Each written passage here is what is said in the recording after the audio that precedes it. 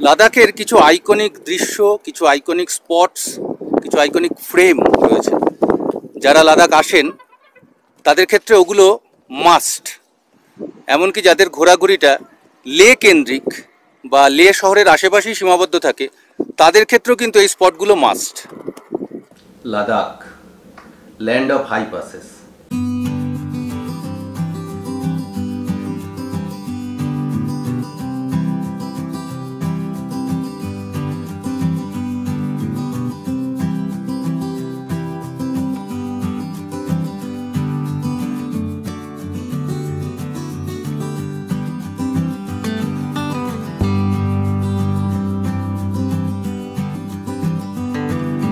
ভারতবর্ষের তো বটেই, সারা পৃথিবীর শত শত হাজার হাজার রাইডারের স্বপ্ন যে একবার অন্তত দু চাকায় সওয়ার হয়ে লাদাখ পৌঁছই। ও সেই নীলাকাশ, সেই মেঘ, একদম আইকনিক ক্লাউডস অফ লাদাখ। ছবি দেখে এসছি এতকাল।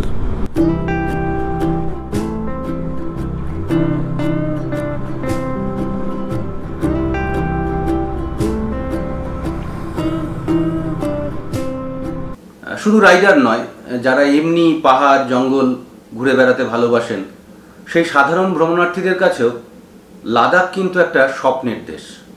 দেশের বাকি অংশের থেকে ভূপ্রকৃতিগতভাবেই হোক বা সংস্কৃতিগতভাবেই হোক, লাদাখ এতটাই আলাদা, এতটাই পৃথক যে লাদাখ ভ্রমণ না হলে বোধহয় ভারতবর্ষ ভ্রমণ সম্পূর্ণ হয় না। চাঁদের পাহাড় নাকি এইরকম হয়। চাঁদের পাহাড় আমি দেখিনি, তো চাঁদের পাহাড় নাকি এরকম হয়, তাই এর নাম মুনল্যান্ড। এমনকি সত্যজিৎ রায় তার দার্জিলিং জমজমাট উপন্যাসে ভিলেন চরিত্রে অভিনয়কারী যে মহাদেব ভার্মা, যার দেশ ঘোরার নেশা ছিল একটা সময়, এটা আছে গল্পে, তো তিনিও কতটা ভারতবর্ষ ঘুরেছেন এটা বোঝানোর জন্য তার মুখ দিয়ে সত্যজিৎ রায় বলিয়েছেন যে এমনকি বছর পাঁচেক আগে লে লাদাখও ঘুরে এসছে। এবার লাদাখ আপনি যেভাবেই বেড়াতে যান না কেন, সেটা দু চাকাতেই যান বা ফ্লাইটেই যান, একাই যান বা কোনো ট্রাভেল এজেন্সির সঙ্গেই যান, লে শহরে অন্তত আপনাকে 2 রাত্রি কাটাতেই হবে। সেটা যে শুধুমাত্র অফিসিয়াল কারণে বা গাড়ি অ্যারেঞ্জ করবার জন্য তা নয়। লাদাখের উচ্চতর অংশগুলিতে যাত্রা করবার আগে উচ্চতার সঙ্গে খাপ খাওয়ানোর জন্য আপনাকে অন্তত 2 রাত্রি লে শহরে কাটাতেই হবে। তা না হলে কিন্তু লাদাখ ভ্রমণের পরবর্তী পর্যায়ে অ্যাকিউট মাউন্টেন সিকনেস বা AMS অর্থাৎ উচ্চতাজনিত শারীরিক সমস্যার সম্মুখীন আপনি হতে পারেন। আর লে শহরের আশেপাশে তো অসংখ্য দেখবার জিনিস আছে। 2-3 দিন বোধহয় তার জন্য যথেষ্ট নয়। তবে সবগুলো জায়গা এক যাত্রায় দেখে ফেলার মতন সময় তো আমাদের সকলের হাতে থাকে না। তাই এই পর্যায়ে আমি লে শহরের আশেপাশে 10টি মাস্ট ভিজিট জায়গার লিস্ট আপনাদের জন্য নিয়ে এসেছি। যারা 2024-এ লাদাখ ভ্রমণের পরিকল্পনা করছেন, আশা করি এই ভিডিওটি তাদের খুব সাহায্য করবে। আপনার আগামী লাদাখ ভ্রমণের পরিকল্পনায় এই ভিডিও আদৌ কোনো সাহায্য করলো কিনা তা কমেন্ট করে জানাতে কিন্তু ভুল করবেন না। তাহলে শুরু করা যাক। 11,841 ফিট উচ্চতায় এই শান্তি স্তূপা তৈরি হয়েছিল 1991 সালে। জাপানি বৌদ্ধ ভিক্ষু গিয়োমো নাকামুরা, স্থানীয় লাদাখি বুদ্ধিস্ট যারা আছেন তাদের সহযোগিতায় এটি তৈরি করেন বৌদ্ধ ধর্মের 2500 বছর পূর্তিকে স্মরণীয় করে রাখতে। এবং এটা পিস প্যাগোডা মিশনের একটা অংশ ছিল, যার উদ্দেশ্য ছিল বৌদ্ধ ধর্মের শান্তির বাণী চারদিকে ছড়িয়ে দেওয়া। শুনেছি রাত্রিবেলা আলো জ্বললে এটাকে নাকি আরও সুন্দর লাগে দেখতে।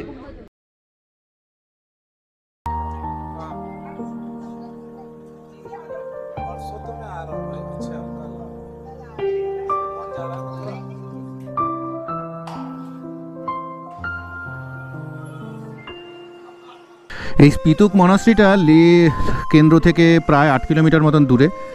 আর মোটামুটি এটা 10,000 ফিট হাইট এই জায়গাটার, কি আর একটু বেশি হতে পারে। এই মনাস্ট্রিটা কিন্তু 11শ শতাব্দীতে তৈরি হয়েছিল এবং এখানে একটা কালী মূর্তি রয়েছে যেটা নর্মালি ঢাকা থাকে। তিব্বতীয় ক্যালেন্ডারের যে 11তম মাস তার 27 থেকে 29 নম্বর দিনে এখানে একটা উৎসব হয় যেটার নাম হচ্ছে গুস্তোর ফেস্টিভ্যাল। এই উৎসবের সময়ই একমাত্র এই কালীকে পর্দার বাইরে বার করা হয়, কালী মূর্তিটিকে, এবং তখনই একমাত্র এটা দেখা যায়। এই হচ্ছে hall of fame. Bharat Pakistan যুদ্ধে যে সমস্ত ভারতীয় সেনা শহীদ হয়েছিলেন তাদের স্মৃতির উদ্দেশ্যে এটা নিবেদিত, এবং এখানে একটা মিউজিয়াম মতন রয়েছে যেখানে বিভিন্ন ধরনের অস্ত্র, পোশাক বা অন্যান্য জিনিসপত্র, চিঠি, ছবি, এই ধরনের জিনিসপত্র রাখা আছে। আর এখানে শুধুমাত্র যে ভারতীয় সেনাবাহিনীর বিভিন্ন জিনিসপত্র রাখা রয়েছে তা নয়, এখানে লাদাখি যে সংস্কৃতি, ইতিহাস, এখানকার ফ্লোরা অ্যান্ড ফনা, এই সমস্ত বিষয় নিয়েও কিছু ডকুমেন্টেশন করা রয়েছে এখানকার মিউজিয়ামটাতে। এসেছি হল অফ ফেমে, ঘুরে দেখব এই বিশাল পার্কিং এরিয়া। এইখানটাতে ছবি তোলার কিছু রেস্ট্রিকশন রয়েছে, নিয়ম রয়েছে। এখানে একটা মোমো শপ আছে, আমরা ভেজ মোমো দিয়ে ব্রেকফাস্ট করবো, এখনো ব্রেকফাস্ট হয়নি। হ্যাঁ দে রে পয়সা, পয়সা দে রে। ओके सर, नैपकिन প্লিজ ধরো, পয়সা দিয়ে আসি।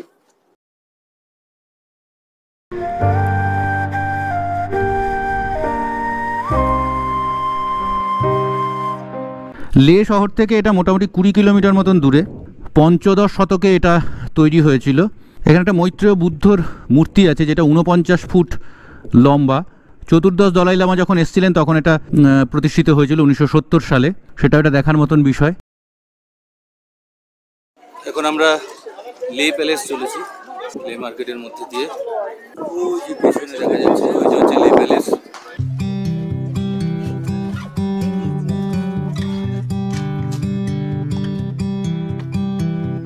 হাঁপিয়ে গেছি, এখনো পৌঁছতে পারিনি, খালি উঠেই যাচ্ছি। পুরো বেনারসের গলি, খালি ইনক্লিনেশন আছে।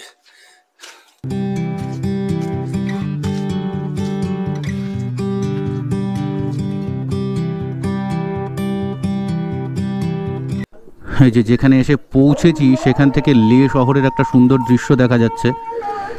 আর আজান হচ্ছে সামনের মসজিদে, সেই আওয়াজটাও ভেসে আসছে।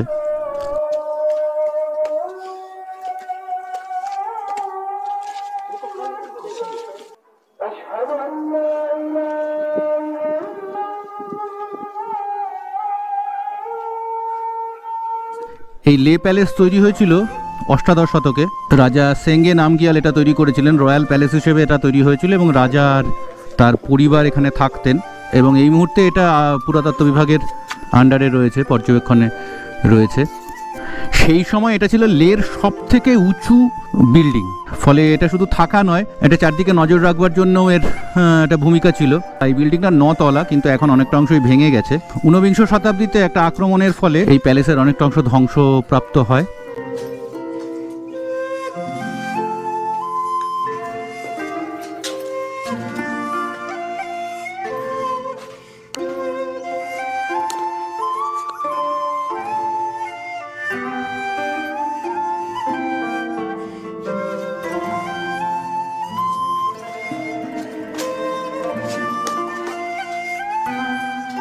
এই লে প্যালেসেও কিন্তু ছবি তোলার খুব রেস্ট্রিকশন রয়েছে। সব জায়গায় এখানে অ্যালাউড নয়, কিছু কিছু জায়গায় আর কি ছবি তোলার যে সম্ভব, আর কিছু কিছু জায়গায় আবার রেস্ট্রিকশন রয়েছে। এবং পুরো জায়গাটাই সিসিটিভির আন্ডারে রয়েছে। খুব সুন্দর কাঠের কাজ রয়েছে নানান জায়গায়।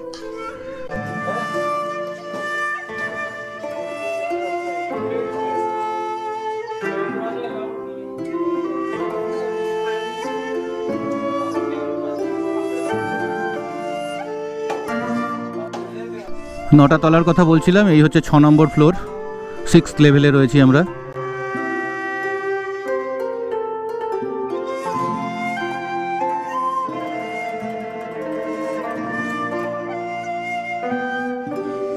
এর ওপর থেকে কিন্তু লে শহরের একটা অসাধারণ দৃশ্য দেখা যায়।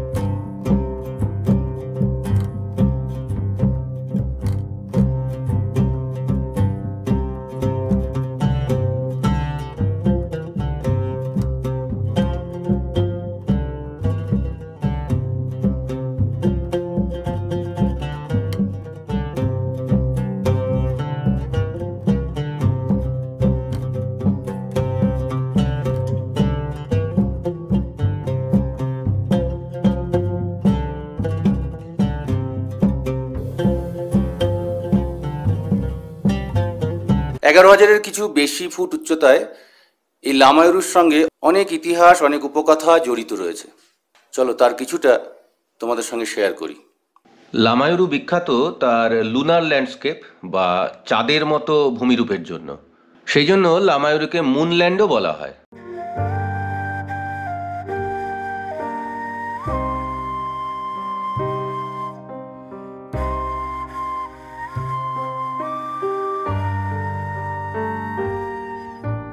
উপকথা অনুযায়ী এখানে একসময় একটা লেক ছিল বড়। 11শ শতাব্দীতে মহাসিদ্ধাচার্য নারোপা বলে একজন বৌদ্ধ স্কলার এখানে এই মনাস্ট্রি বা গুম্ফার ভিত্তিপ্রস্তর স্থাপন করেন এবং তার প্রার্থনার সময় এই লেকের জল সম্পূর্ণ শুষ্ক হয়ে গিয়ে এই চাঁদের মতো ভূমিরূপের যে ব্যাপারটা অর্থাৎ ক্রেটার ইত্যাদি এগুলো বেরিয়ে আসে। তো তখন থেকেই এটার নাম হয় মুনল্যান্ড। 16শ শতাব্দীতে লাদাখের তৎকালীন রাজা জামিয়াং নামগিয়াল তিনি কুষ্ঠ রোগে আক্রান্ত ছিলেন এবং তিব্বত থেকে আসা একজন বৌদ্ধ সন্ন্যাসীর সাহচর্যে এবং চিকিৎসায় তিনি সেই কুষ্ঠ রোগ থেকে মুক্ত হন। ফলে কৃতজ্ঞতা স্বরূপ তিনি এই গুম্ফাটিকে ওই লামাকে প্রদান করেন এবং তার সাথে সাথে তিনি আরও কিছু বিষয় ঘোষণা করেন, যেমন এটাকে স্যাংচুয়ারি, এই টোটাল অঞ্চলটিকে স্যাংচুয়ারি হিসেবে ঘোষণা করা হয় এবং এখানে অধিবাসী যারা তাদের কাউকে কখনো গ্রেপ্তার করা হবে না, কোনো রকম শুল্ক আদায় করা হবে না, এই ধরনের কিছু ঘোষণা করেন। যার ফলে এর পর থেকে ওই মনাস্ট্রিটার নাম হয় থারপা লিং, যার মানে হচ্ছে প্লেস অফ ফ্রিডম, অর্থাৎ পুরো স্বাধীন অঞ্চল।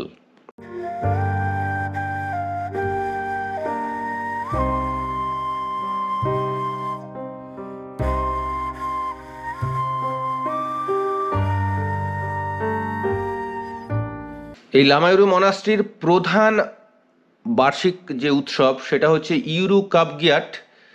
এখানে অন্যান্য বুদ্ধিস্ট উৎসবগুলো যেরকমভাবে হয়, মাস্ক ড্যান্স ইত্যাদি, এগুলো তো হয়ই, তার সঙ্গে আরেকটা যেটা বিশেষ বিষয় থাকে সেটা হচ্ছে কুশপুত্তলিকা দাহ করা। এবং এটা মনে করা হয় যে এই কুশপুতুল দাহ করার মধ্যে দিয়ে প্রত্যেকে তাদের ইগোকে বর্জন করেন, ইগোকে দাহ করেন। এই মনাস্ট্রিতে বর্তমানে প্রায় 150-র মতন লামা থাকেন, আগে এই সংখ্যাটা ছিল 400-র বেশি।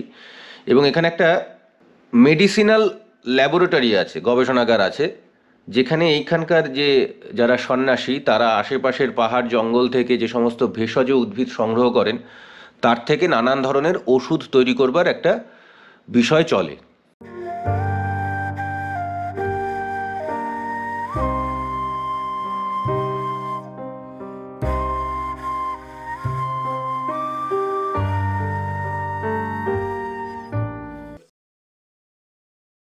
আমরা এগিয়ে চলেছি নিম্নর দিকে, অর্থাৎ কনফ্লুয়েন্স পয়েন্ট, যেটা লে থেকে সাইট সিইংয়ে আসার সময় ওখানকার গাইডরা সঙ্গম পয়েন্ট বলে।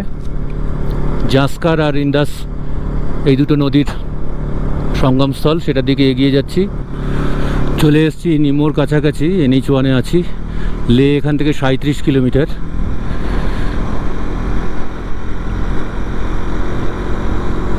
পুরো আর্মি এরিয়া। ছোটবেলায় যখন আগন্তুক সিনেমাটা দেখেছিলাম তখন একটা শব্দ শিখেছিলাম, নিমো, যার মানে হচ্ছে নো ওয়ান। কিন্তু এখন আমরা যে নিমো বা নিমোতে এসে উপস্থিত হয়েছি, সে কিন্তু নো ওয়ান নয়, বরং বেশ কেউকেটা ওয়ান। লাদাখের কিছু আইকনিক দৃশ্য, কিছু আইকনিক স্পটস, কিছু আইকনিক ফ্রেম রয়েছে। যারা লাদাখ আসেন তাদের ক্ষেত্রে ওগুলো মাস্ট। এমনকি যাদের ঘোরাঘুরিটা লে কেন্দ্রিক বা লে শহরের আশেপাশেই সীমাবদ্ধ থাকে তাদের ক্ষেত্রেও কিন্তু এই স্পটগুলো মাস্ট। এরকমই একটা স্পট হলো এই নিমো। আগে এই আইকনিক দৃশ্যটা দেখি, তারপর বাকি কথা হবে।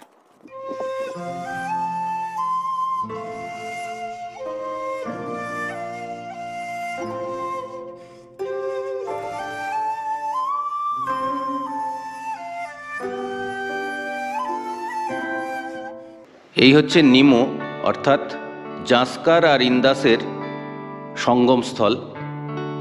এখানে একটা ক্যাফেও আছে, ওই ক্যাফেটা পর্যন্ত একদম নিচে যেটা দেখা যাচ্ছে ওই ক্যাফেটা পর্যন্ত সঙ্গমস্থল অবধি নেমে যাওয়া যায়। তবে আমার মনে হয় এই ভিউটা ওপর থেকেই সব থেকে সুন্দর লাগে দেখতে। এই যে রাস্তাটা সমান্তরালভাবে বাঁদিক থেকে ডান দিকে যে নদীটা দেখা যাচ্ছে এটা হচ্ছে সিন্ধু নদ। আর এই রাস্তার সঙ্গে ঠিক পারপেন্ডিকুলারভাবে ওই যে নদীটা গেছে ওটা হচ্ছে জাস্কার নদী। ওর পাশ দিয়ে যে রাস্তাটা গেছে সেই রাস্তা বরাবর পাদুম চলে যাওয়া যায়। এই যে এই সামনে ব্রিজটা দেখা যাচ্ছে, এই ব্রিজটা পেরিয়ে ওই রাস্তাটায় চলে যাওয়া যায়, অর্থাৎ পাদুমের দিকটাতে যাওয়া সম্ভব হয়। আর এখান থেকে 25 কিলোমিটার মতন দূরে চিলিং বলে একটা গ্রাম আছে ওই পাদুমের রাস্তাতেই, যেটার অনেকগুলো কারণে খুব গুরুত্বপূর্ণ এবং বিখ্যাত ট্রেক শুরু হয় ওই চিলিং থেকে, যেমন চাদ্দার ট্রেক, মার্কা ভ্যালি ট্রেক ইত্যাদি, ওগুলো চিলিং থেকেই শুরু হয়। আর লাদাখ অঞ্চলে বা লে শহরের আশেপাশে যত ধাতু ঘটিত শিল্পদ্রব্য পাওয়া যায় তার বেশিরভাগটারই উৎপত্তি ওই চিলিং গ্রাম। ওই চিলিং গ্রামে রয়েছে এখানকার বিখ্যাত সব কপারের জিনিসপত্র তৈরি করা শিল্পীরা।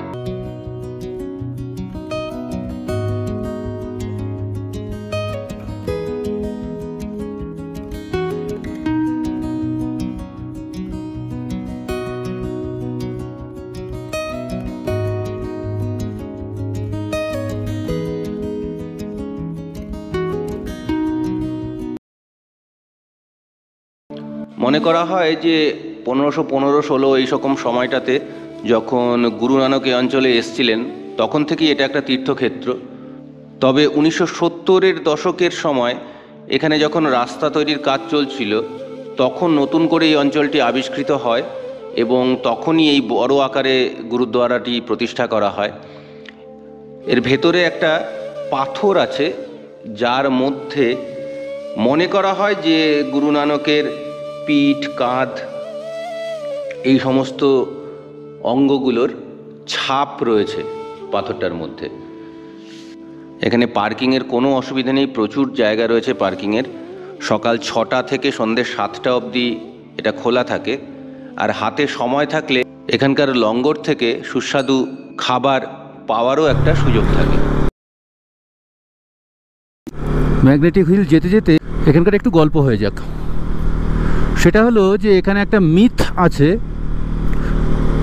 যে এখানে একটা রাস্তা উপরের দিকে উঠছে, অর্থাৎ আপওয়ার্ড রোড, কিন্তু সেখানে বাইক বা গাড়ি নিউট্রালে রাখলে সেটা আপনি চলতে থাকে। অর্থাৎ ঢালু রাস্তায় যেরকম হয় সেরকম একটা ফিলিংস হয়, কিন্তু বেসিক্যালি এরকম কিছু ঘটনা নয়। এটা একটা অপটিক্যাল ইলিউশন বা দৃষ্টি বিভ্রম ছাড়া আর কিছুই নয়। বেসিক্যালি যেটাকে আপওয়ার্ড রাস্তা মনে হয় দেখে সেটা আপওয়ার্ড নয়, এই হচ্ছে প্রথম কথা। দ্বিতীয় কথা, লাদাখের এটা একটা দ্রষ্টব্য বস্তু বটে। অনেকেই লে থেকে ম্যাগনেটিক হিল সাইট সিইংয়ে আসেন, কিন্তু ছত্তিশগড়, গুজরাট, মধ্যপ্রদেশ এই সমস্ত জায়গাতেও, এই সমস্ত স্টেটেও কয়েকটা জায়গায় ম্যাগনেটিক হিলের মতন এই রকম অনুভূতি হয় বা এরকম অভিজ্ঞতা হয়। আর দেশের বাইরে আরও অনেক জায়গায় তো আছেই। যাই হোক, যেটা মূল কথা সেটা এখানে মিথ যাই থাকুক, এটা অ্যাকচুয়ালি একটা দৃষ্টি বিভ্রম, অপটিক্যাল ইলিউশন। এই হচ্ছে সেই ম্যাগনেটিক হিল। যথেষ্ট ভিড় আছে। তবে আসল কথা হলো যেটা আমি শুনেছি যে এক সময় ওই ইলিউশন ব্যাপারটা যেটা মনে হতো যে ওপরের দিকে যাচ্ছে, সেই বিষয়টাও এখন এখানে নেই। মানে রাস্তাটা নতুন করে কনস্ট্রাকশন হওয়ার পরে ওই যে ঘটনাটা আগে ভুলবশতও মনে হতো সেটাও এখন আর ঘটে না। তবু এটা একটা দর্শনীয় স্থান হিসেবে গণিত হয় লাদাখ ট্রিপের সময়, তাই অনেক লোক আসেন। তোমরা দেখলে যে রাস্তার মধ্যে বসে ছবি তোলা, রিলস তৈরি, এসব অনেক কিছু হচ্ছে। এটা হচ্ছে টিবেটিয়ান রিফিউজি মার্কেট। লাদাখ ভ্রমণের স্মৃতি বা সুভেনির হিসেবে কেনাকাটা করবার খুব আদর্শ জায়গা এটা। নিম্নতে জাস্কার আর সিন্ধু নদের সঙ্গমস্থলের দৃশ্য দেখানোর সময় যে চিলিং গ্রামের কথা বলছিলাম, সেই চিলিং গ্রামের যাবতীয় শিল্পদ্রব্যই এই মার্কেটে কিন্তু খোঁজাখুঁজি করলে পাওয়া যাবে। তবে ঠিকঠাক মতন দরাদরি না করলে কিন্তু ঠকে যাওয়ার প্রবল সম্ভাবনা আছে। যারা এই জায়গাগুলো সম্পর্কে আরও বিশদে জানতে চান তাদের জন্য ডেসক্রিপশন বক্সে এবং এন্ড স্ক্রিনে আমি আমার লাদাখ ভ্রমণের সম্পূর্ণ প্লে লিস্টটা দিয়ে দিলাম। সেখানে গেলে প্রতিটি এপিসোড থেকে এই জায়গাগুলো সম্পর্কে আরও বিশদে তথ্য আপনারা পেয়ে যাবেন। এই এপিসোডটা তাহলে এখানেই শেষ করছি। আপনাদের আগামী লাদাখ যাত্রা সফল হোক এই শুভেচ্ছা নিয়ে আজকের মতো বিদায় নিলাম।